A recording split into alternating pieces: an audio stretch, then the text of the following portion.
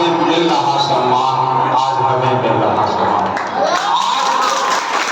शिक्षक दिवस है और यह शिक्षक दिवस डॉक्टर सर्वपल्ली राधाकृष्णन का नहीं, सर का कौन है? जो भारत के प्रथम उपराष्ट्रपति और द्वितीय राष्ट्रपति और इससे पहले वे 40 वर्षों तक एक सफल शिक्षक की भूमिका को निभाया है और सामाजिक और राष्ट्रीय जीवन में सैद्धांतिक और व्यवहारिक रूप से परिभाषित किया है और एक आदर्श व्यक्तित्व के निर्माण में शिक्षक की क्या भूमिका है इसको दर्शाने की कोशिश की है।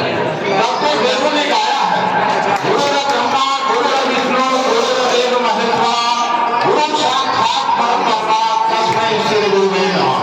वास्तव में संयम, पोषण और संभाल तीनों शिक्षक में सन्निहित होते हैं और तब तो हम देखते हैं शिक्षक एक कुंभकार की तरह, जैसे एक कुंभकार गीली मिट्टी से भीतर से हाथ का सहारा लेकर ऊपर से थापी मारता है और वह गीली मिट्टी से एक सुंदर घड़े का निर्माण करता है। उसी तरह शिष्य की कमजोरियों को, शिष्य की बुराइयों पर वो प्रहार करके उसके भीतर एक सुंदर व्यक्तित्व का निर्माण करते हैं।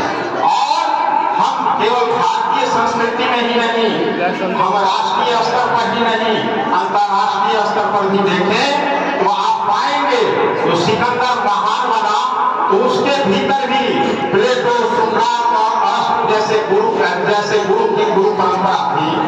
और साथ ही आप राष्ट्रीय स्तर पर देखें तो वन में विचरण करने वाला चंद्रगुप्त तो चाणक्य ने ही भारत का सम्राट बनाया था और जिसने गुरु का तिरस्कार किया तो वो मगध जैसे नंदवंश के शक्तिशाली शासक की क्या दशा हुई, इतिहास आज भी उसका क्या दुर्दशा का बखान करता है आप लोग जानते होंगे।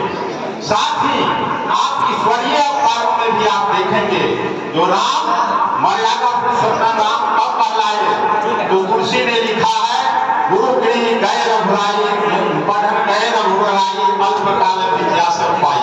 जो गुरु के घर जाने के बाद ही राम मर्यादा पुरुषोत्तम राम कहलाए। और कृष्ण अवतार में भी आप देखेंगे संदीप ऋषि के आश्रम में जाकर नटखट कान्हा योगेश्वर कृष्ण कहलाए। इसलिए आप देखेंगे जो माता पिता के बाद अगर दुनिया में कोई आपको बढ़ते हुए देखकर, विकास करते हुए देखकर कोई खुश होता है तो वह आपका गुरु होता है।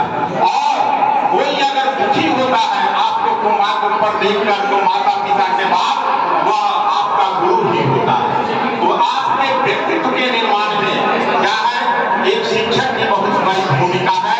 इसलिए हम क्या करें, कर्तव्य, और किसी ने ठीक ही कहा है कि कर्तव्यों और कर्मों से निर्मित सम्मान अनूठा होता है, नीतियां समर्पण सर्वपद की हो, इतिहास समर्थ हो जाता है।